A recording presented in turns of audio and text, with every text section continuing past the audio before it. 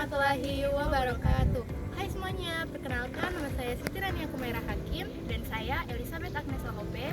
Kami dari kelompok 6. Hari ini kami akan menjelaskan materi tentang kedaulatan negara. Yuk simak video kami sampai selesai. Nah, sekarang kita masuk pada slide yang pertama, yaitu latar belakang. Kedaulatan negara adalah salah satu unsur penting dalam membuat sebuah negara dapat berfungsi dan berdiri dengan baik. Nah, benar teman-teman, apa yang sudah dikatakan rekan saya barusan, bahwa kedaulatan negara adalah salah satu unsur penting dalam negara. Karena tanpa adanya kedaulatan, negara tidak memiliki kekuasaan penuh untuk mengatur dirinya sendiri. Oleh karena itu teman-teman, penting untuk kita memahami bagaimana hakikat kedaulatan, bentuk-bentuknya, bahkan bagaimana penerapannya dalam kehidupan bernegara. Teman-teman, apa sih itu kedaulatan? Jadi, kedaulatan adalah sebuah kekuasaan tertinggi yang dimiliki oleh suatu negara untuk mengatur seluruh rakyat dan wilayahnya tanpa campur tangan pihak lain. Jadi, tadi kan teman-teman sudah mendengarkan mengenai pengertian kedaulatan. Mungkin teman-teman masih bingung, apa sih kedaulatan? Nah, sekarang saya akan memberikan salah satu contoh kedaulatan. Contohnya, negara Indonesia. Bahwa negara Indonesia itu memiliki kekuasaan penting untuk menyusun hukum dan menentukan kebijakan nasionalnya sendiri tanpa adanya campur tangan dari pihak lain. Nah, itulah yang disebut sebagai negara yang baik teman-teman, sekarang kita masuk dalam sifat-sifat kedaulatan. Menurut Jim Body, yang dikenal sebagai bapak teori kedaulatan, kedaulatan itu terbagi menjadi 4. Yang pertama, asli. Mengapa dibilang asli? Nah, itu artinya kekuasaan di Indonesia berasal dari rakyat Indonesia sendiri, bukan diberikan dari negara lain.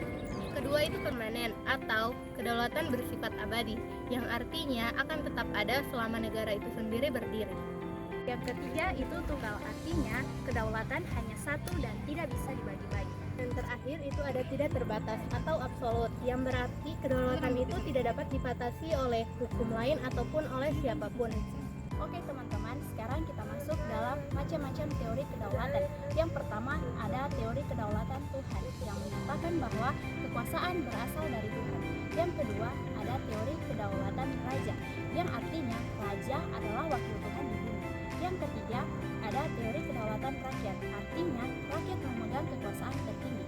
Yang keempat ada teori kedaulatan hukum, artinya hukum memegang kekuasaan dalam suatu negara. Yang kelima ada teori kedaulatan negara, yang artinya negara bertanggung jawab dan berhak kepada rakyat dan wilayah. Dalam konteks Indonesia, kedaulatan berada di tangan rakyat dan dilaksanakan melalui Undang-Undang Dasar 1945.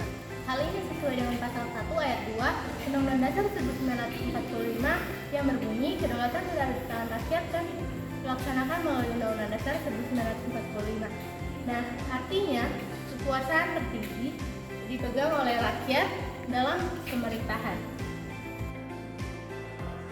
Nah, dari pembahasan tadi kita dapat tahu bahwa ada 4 sifat kedaulatan.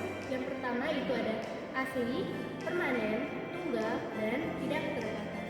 Nah, benar banget teman-teman, kedaulatan artinya kekuasaan tertinggi yang harus dijaga demi keutuhan negara. Terima kasih sudah menonton video dari kami tentang materi kedaulatan negara. Sekian dari kami, saya Siti Rania Kumaira Hakim dan saya Elizabeth Agnes Lahope. Kami pamit undur diri. Wassalamualaikum.